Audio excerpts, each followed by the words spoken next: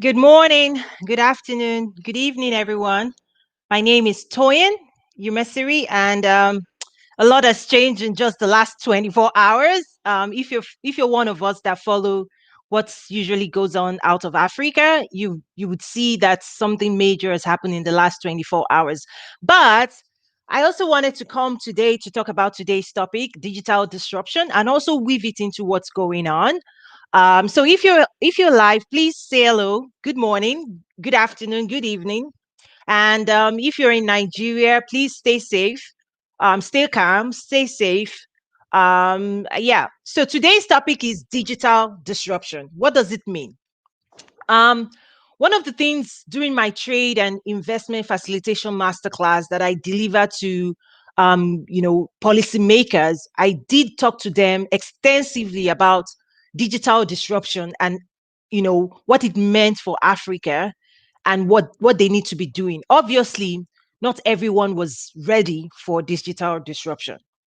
Interestingly, 5 years ago, when I was in the corporate space, working for at Walmart in the technology space, that's actually when we started preparing for digital disruption. Like, this is not something new that COVID-19 brought to the surface.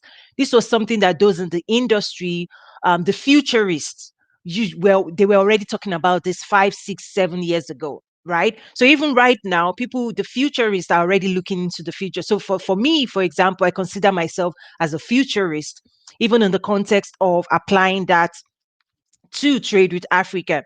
A lot of the things we're talking about is preparing for the future that we see coming, that we see coming at us. 5, 6, 7 years from now, things will look very differently. So 5, 6, 7 years ago, there was a whole lot of conversation around digital disruption.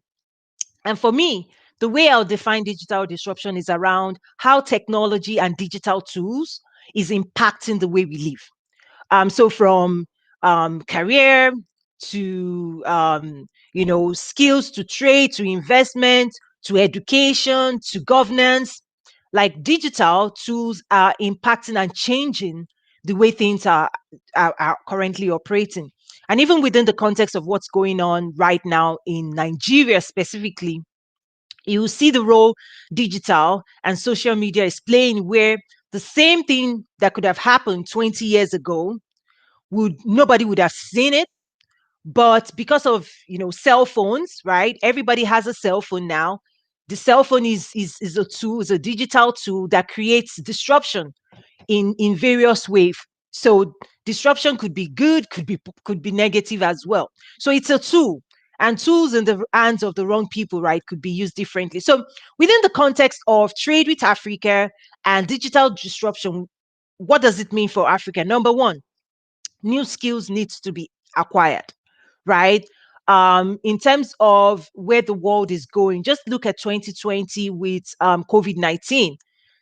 Things shifted online. Those that were prepared or more prepared than me, regions that were more prepared and more advanced, were able to shift a number of skills, especially in the technology space. They were able to work from home. They were able to shift, their work, their businesses online. Most businesses that were not ready could not, right? And we've now started seeing businesses shut down because in this new space of digital disruption, that has been fast tracked by COVID-19. Basically, not everybody could manage that. So new skills are important within businesses, right? Within businesses all across Africa, they need to look at what are the digital skills that we need to bring, because in order for us to compete in the future, this is not going to slow down. It's only going to speed up. Even after COVID-19, it's only going to speed up, right? So new skills need to be acquired. The other thing is transparency in information dissemination, right?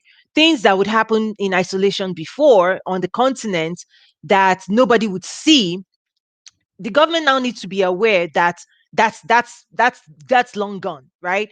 Long gone. Somebody said, oh, sometimes you have governance that are operating out of analog in a digital world. So that's one of the things in terms of governance, transparency, that's going to be very, very important. And part of one thing I also, just in thinking of what's going on right now, I also think that AFCFTA would only win, would only be successful if digital skills are applied, or digital, and that digital skills are applied, digital knowledge, digital capabilities are inserted as well.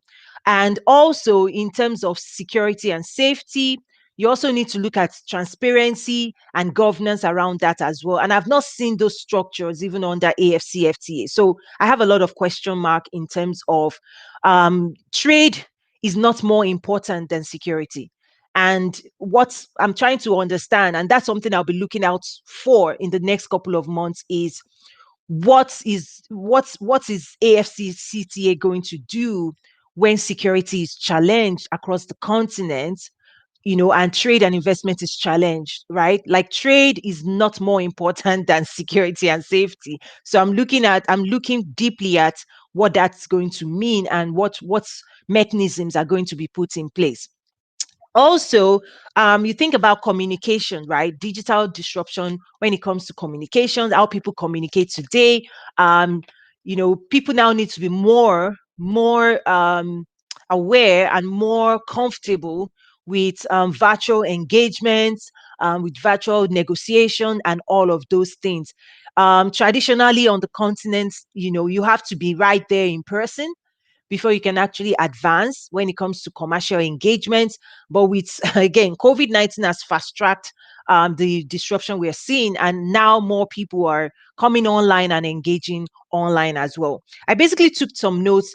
When you think about training, how to deliver training across the continent, this can be fast tracked. And I know many people have been working on this for years, right? People have been working on this for years, but right now it's now being fast tracked in terms of being able to deliver education in a timely fashion. And I've also participated and leveraged the capacity with our master classes, with our e-courses. We're able to reach out and connect with people all over the world.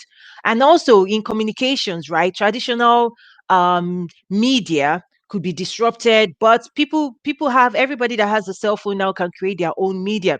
So that's something I really wanted to just share briefly today. I'm actually going to cut this broadcast really short today, just because I'm paying close attention to what's going on the continent. I think there needs to be more coverage in terms of what's going on in Nigeria. I'm not seeing enough international coverage. I'm not even seeing enough regional coverage as well.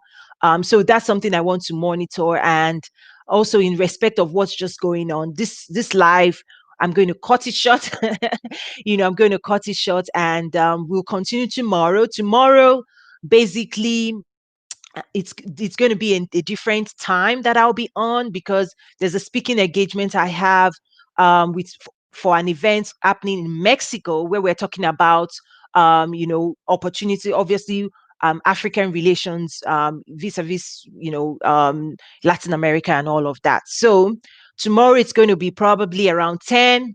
I'll come on.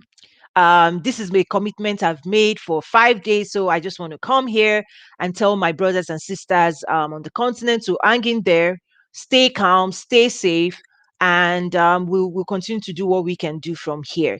So again, I'm keeping this very short.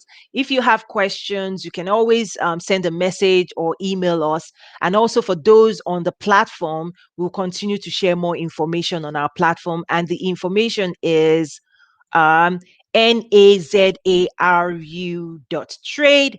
And next week as well, we'll be making some new announcements of some capabilities and new tools that we'll be introducing to advance this conversation. So again, if you're in Nigeria, stay safe, stay calm, and just keep moving on, moving forward in the right direction. The world is watching, and the world really does support in terms of security and safety measures that needs to be in place. Okay, so take care again and have a great day.